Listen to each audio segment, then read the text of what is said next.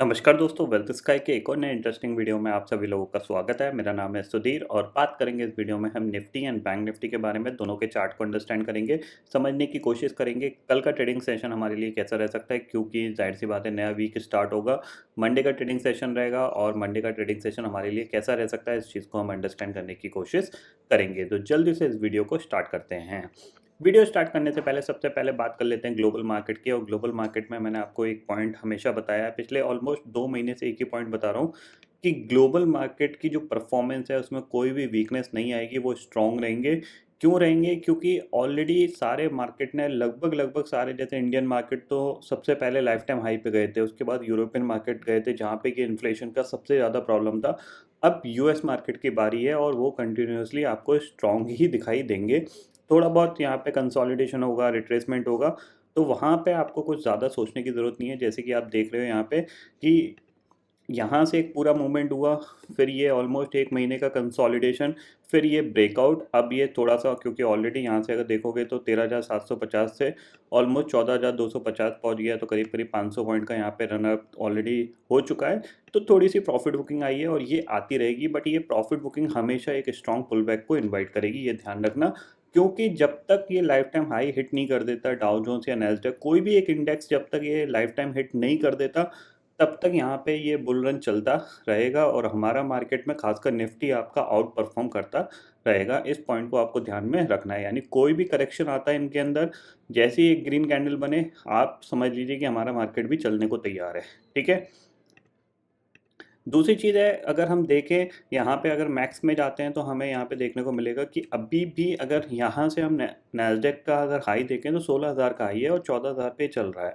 तो अभी भी काफ़ी अच्छी जगह है नैस्डैक के अंदर अपने चलने की, ये ध्यान रखना। इवन नैस्डैक 100 की भी बात करूँ तो मैं नैस्डैक 100 पे भी अगर मैक्स पे जाते हैं हम, तो आप देखोगे तो जो हाई था वो 16,400 के करीब का हाई है और ऑलरेडी 15,565 चल चुका है। तो बेसिकली यहाँ पे क्या है, अभी भी 1000 पॉइंट की मिनिमम जगह है। यानी 1000 पॉइंट के हिसाब से देखा जाए तो 5 से 6% की अभी भी जगह है चलने की। तो 5 से 6% अगर यूएस मार्केट चलेंगे तो हमारा मार्केट भी एटलीस्ट उनको आउट परफॉर्म ही कर रहा है, तो 2 से 3% ज़रूर चल सकता है। ये पॉइंट आपको ध्यान में ज़रूर रखना है। ठीक है। अब बात कर लेते हैं अपने मार्केट की।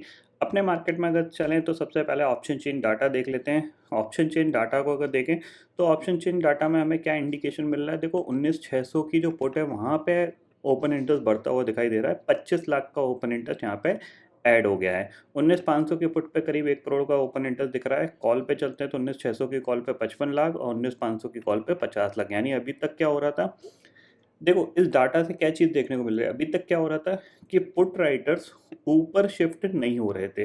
वो 19,500 तक आते थे, मार्केट नीचे चला जाता था 19,400 पे, तो वो अपनी अनवाइंडिंग कर लेते थे। बट लास्ट ट्रेडिंग सेशन में एक अच्छा खासा ओपन इंटरेस्ट ऊपर की तरफ बढ़ा है। इसका मतलब क्या है कि अब निफ्टी हो सकता है कि जो अपना बेस था 19,300 से शिफ्ट करके 19,400 पे आया और 19,400 से शिफ्ट करके अब वो 19,500 पे आ सकता है। तो 19,500 आपके लिए एक इम्पॉर्टेंट सपोर्ट का काम कर सकता है, क्योंकि हमने 19,500 के ऊपर की क्लोजिंग दी है। ठीक है। ठीक है, तो ये पॉइंट आपको ध्यान में रखना है। ठीक है। चलते हैं चार्ट पे, चार्ट को अंडरस्टैंड करते हैं। तो सबसे पहले वीकली चार्ट लगाते हैं, क्योंकि मंथली चार्ट पे तो ग्रीन कैंडल बनी रही है। वीकली चार्ट पे भी आपको यहाँ पे एक अच्छी खासी स्ट्रॉन्ग ग्रीन कैंडल दिख रही है और डे हाई पे, यानी वीक के हाई पे ही हम जाके क्लोज हुए हैं। ठीक है। डे चार्ट पे चलते हैं तो डे चार्ट पे आप देख सकते हो यहाँ पे क्या था, एक पर्टिकुलर रेंज थी। ठीक है। और उस रेंज का ये एक ब्रेकआउट है। अगर हम इसको ब्रेकआउट मान के चलते हैं तो हो सकता है यहाँ पे निफ्टी 19,700 के आसपास जाने की कोशिश कर सकता है। लेकिन अब जो मदद करेगा वो बैंक निफ्टी करेगा, वो मैं अभी आगे आपको बताऊंगा। ठीक है। तो इतना आप क्लियरली समझ लीजिए। और 19,300 आपके लिए एक स्ट्रॉन्ग सपोर्ट का काम करेगा। जब तक 19,300 के नहीं टूटता तब तक आपका जो मार्केट होगा वो बाइंग में बहुत तेज़ी से आएगा, सेलिंग में बहुत धीरे धीरे जाएगा। जैसे यहाँ पे सेलिंग आ रही थी, तो यहाँ पे सेलिंग क्या है, सडनली सेलिंग आ रही थी, उसके बाद बाइंग में कन्वर्ट हो जा रहा था। मार्केट इस टाइप का रिएक्ट करेगा। ठीक है। अब आपको कल क्या कर सकते हो, आप ये चीज़ को यहाँ पे बताते हैं। तो सबसे पहली चीज़ आती है, देखो सिंपल सी चीज़ ये है कि आपको यहाँ पे जाहिर सी बात है, अगर आप देखोगे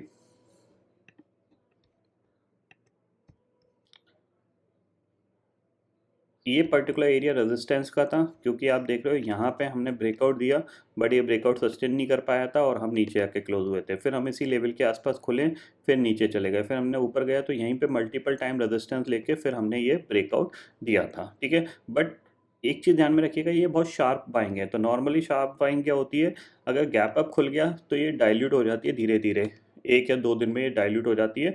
तो 19,500 अगर आपके पास आता है तो यहाँ पे एक बाइंग की अपॉर्चुनिटी आपको मिल सकती है, ठीक है। अब ये इंट्राडे में आए या फिर 1-2 दिन में आए, तब आपको यहाँ पे बाय करके काम करना चाहिए। 19,450 से लेके 19,400 आपके लिए एक स्ट्रॉन्ग बेस का काम करेगा, क्योंकि इसने पिछले कुछ दिन में इस लेवल को नहीं तोड़ा है, ठीक है।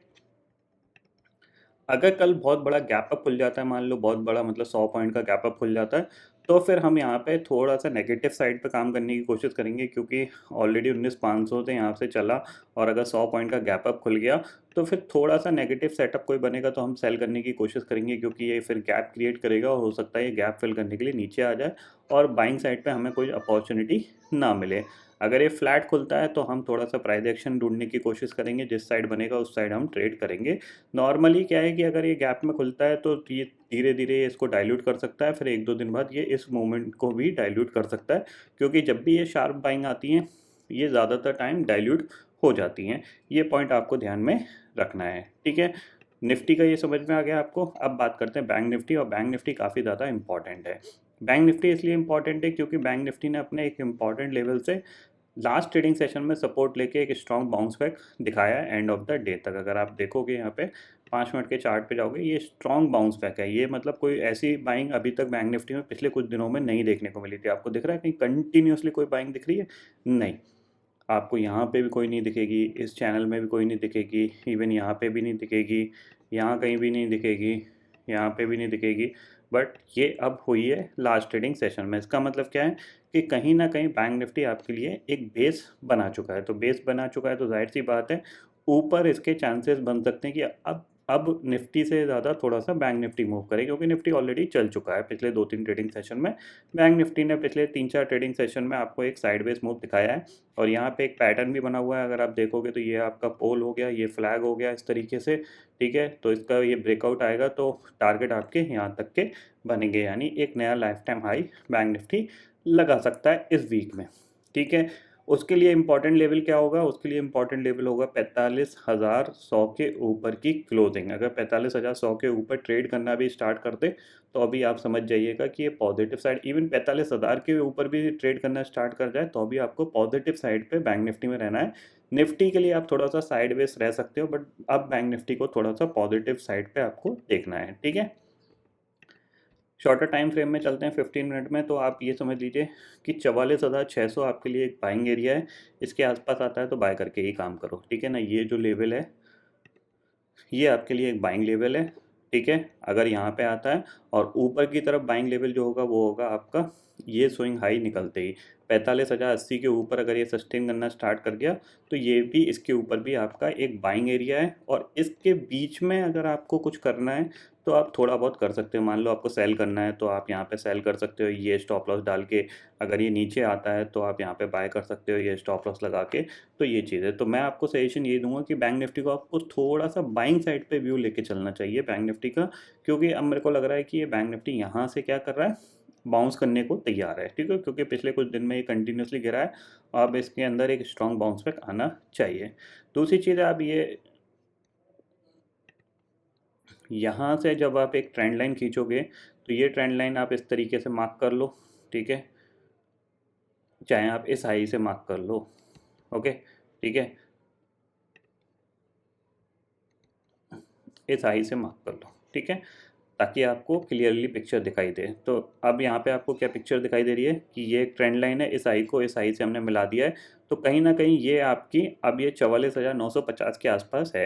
तो 45,000 आपके पास एक 45,000 या 45,050 आपके पास एक ब्रेकआउट लेवल होगा। इसके ऊपर ही आपको यहाँ पे बाय करके काम करना है, फिर आपको सेल नहीं करना है। और अगर जिनको कन्फर्मेशन चाहिए कि कन्फर्मेशन के साथ उनको ट्रेड करना है तो इस हाई के ऊपर आपका कन्फर्मेशन है। मीन्स मार्केट किस तरीके से रिएक्ट कर सकता है, यहाँ से ये हो सकता है ऊपर जाए, फिर ये थोड़ा सा साइडवेज जाए, ब्रेकआउट दे, रिट्रेस करे और फिर ये ब्रेकआउट, इस तरीके से प्राइस एक्शन बनेगा। तो फिर आपका एक पॉजिटिव साइड की डायरेक्शन यहाँ पे मिलेगी। मींस जो मूवमेंट 45,000 को ब्रेक करने पे आया, उसके बाद रिट्रेस हुआ, अगर उसके हाई को क्रॉस कर रहा है तो इसका मतलब क्या है कि ब्रेकआउट सस्टेन करेगा और फिर ये आपके पास एक नया लाइफ टाइम हाई की तरफ मूवमेंट करने के लिए तैयार रहेगा बैंक निफ्टी। इसको आपको ध्यान रखना है। और जाहिर सी बात है, नॉर्मली क्या होता है कि जब फिन निफ्टी की एक्सपायरी होती है तब एक बड़ा मूवमेंट आ जाता है, यानी ट्यूसडे के दिन आपको एक बड़ा मूवमेंट देखने को मिल सकता है अगर ये 45,000 के ऊपर यहाँ पे क्लोज देने में सक्सेसफुली रहा। ठीक है, तो निफ्टी का आपको समझ में आ गया, बैंक निफ्टी का समझ में आ गया। ये पॉइंट आपको ध्यान में रखने हैं कि अब बैंक निफ्टी थोड़ा सा अप साइड के लिए तैयार हो गया है, क्योंकि कहीं ना कहीं ये यहाँ से नीचे नहीं जा पा रहा है, तो चांसेस वेरी हाई कि ऊपर की तरफ कोई भी मूवमेंट बनेगा ग्लोबल मार्केट में तो बैंक निफ्टी लीड करता हुआ दिखाई दे सकता है आपको। ठीक है, तो आई होप दोस्तों ये पर्टिकुलर डाटा आपको समझ में आ गया होगा। दोस्तों फिलहाल इस वीडियो में इतना ही है।